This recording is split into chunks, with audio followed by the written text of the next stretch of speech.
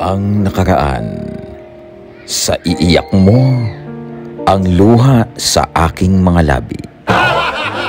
Pagkatapos umatras ng magkapatid na hadlok na si Ungas at Bagsik.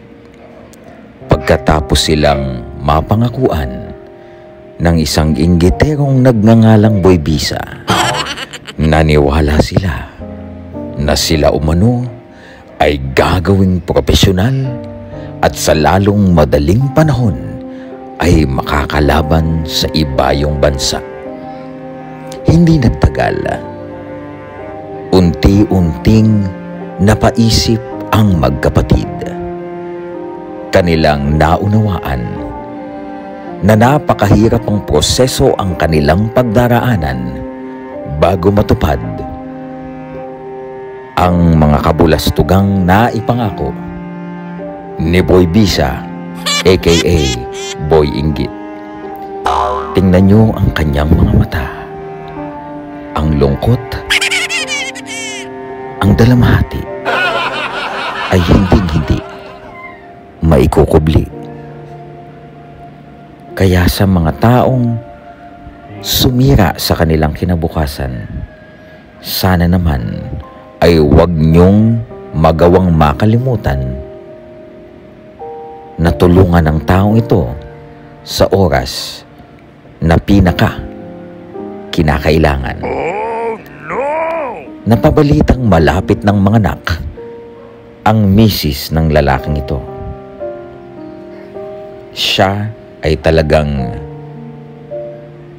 nagsusumamo na kung maaari, siya ay labanan ng sikat na sikat ngayon na si Silver Boys TV.